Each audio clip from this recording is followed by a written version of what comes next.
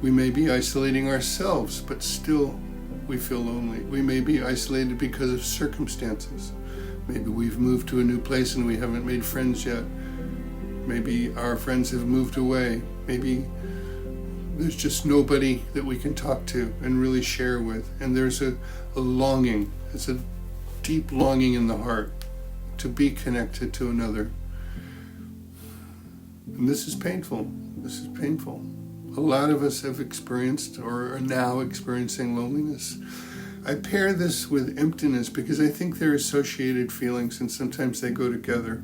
Emptiness is the feeling that life isn't having a purpose. There's nothing exciting or meaningful to do. There's nothing to kind of latch onto and feel that it gives life a sense of vibrancy and purpose, and we can just feel empty. Just a vast space in our hearts where nothing is. And this is really also very painful. There are obviously many other forms of painful emotion. I'm only going to talk about these 5, but I do want to mention one more thing that I'm going to mention but then set it aside and maybe address it somewhere else later. And that is the pain or the suffering that we heap on top of the pain we already have, right? So we might be feeling any of these 5 emotions for any of the reasons that I suggested, and then we tell ourselves stories about it, about what a loser we are, or why it's unfair, or why this means nobody will ever love us, or this means we'll never succeed, or this means there's something wrong with us. That we feel sad and then we feel guilty for feeling sad, or we get angry and we feel guilty about being angry. We pile things on top. We pile a second layer. I call it the second layer of pain. And really, the first layer is pain. The second layer, we could call it suffering. That's the part that's not necessary. That's the part that if we can notice it's happening, maybe we can refrain from it. But I just want to give it a mention here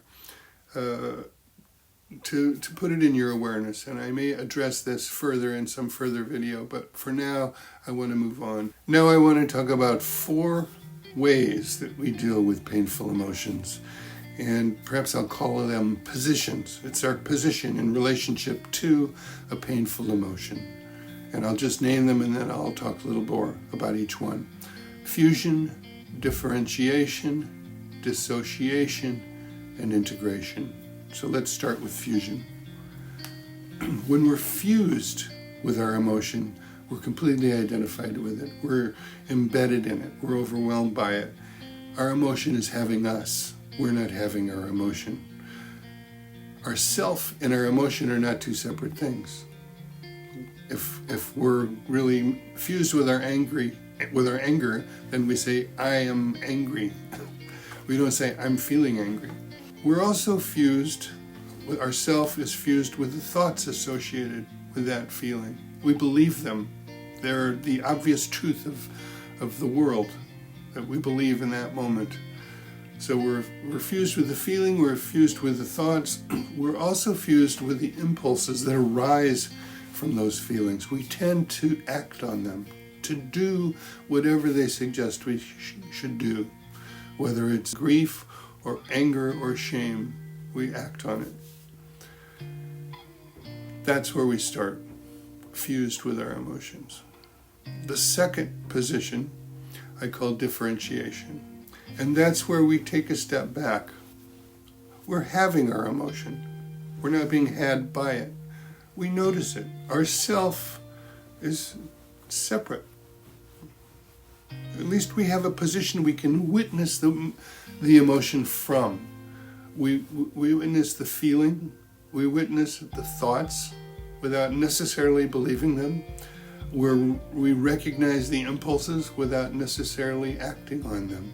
So we're differentiated in all of those ways. In the first way, in fusion, it's more like all the parts are glommed together into one thing.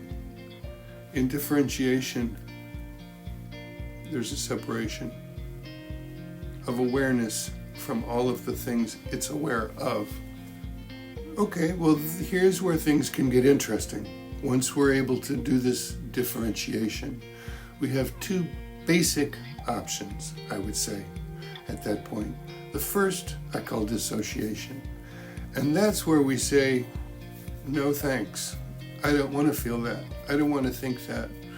I don't want to deal with those impulses at all. I'm going to deny that they exist, right? I'm going to bury them. They're going to go into my unconscious mind. I'm going to suppress them. And we might just do this by an act of will, of mental will, but we generally have to do some other things.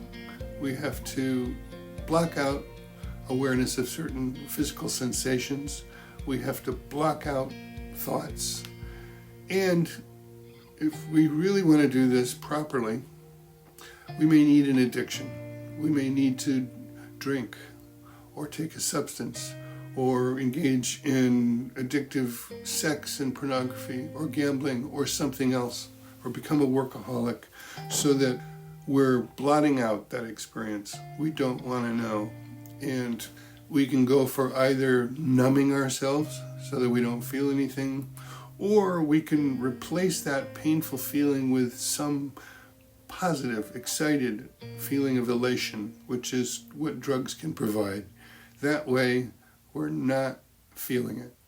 The thing is that if we do this over time, we pay a high cost. There's a big price to pay for this. With addictions, it may be obvious. Some of the addictions, it may not be so obvious, but they will impact our lives. And of all the more obvious ways that impact our lives, there's another way, which is that the more we do that, the less resilience we have, the less capacity we have to bear these painful feelings. We get weaker in that regard, so that our sensitivity gets higher and our capacity to deal with it gets lower, and we need more addiction to take care of it. This is not a good thing. And not everybody resorts to addiction. There's a lot of ways to suppress these feelings and not deal with them, but we'll pay for it.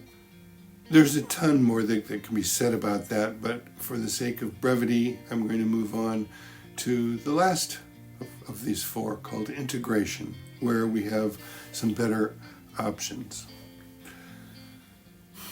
So once we've differentiated, and if we choose not to dissociate, we can integrate. And the first step in integration is to turn toward that pain.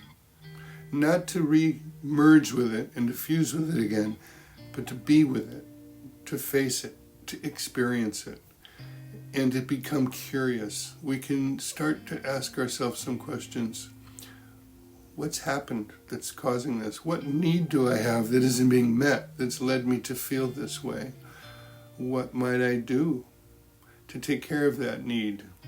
How might I bear this pain and provide some soothing and comfort to myself without dissociating, so that I'm making contact with it, I'm not rejecting it, but I am helping myself to not be so overwhelmed by it. So turning toward it, being curious, understanding what needs we have that might be met, figuring out ways to soothe ourselves. There's another thing that's very helpful. Turns out this seems to be really important for all of us, is to recognize that everybody feels these things, that we're not the only one, that these are common feelings for human beings.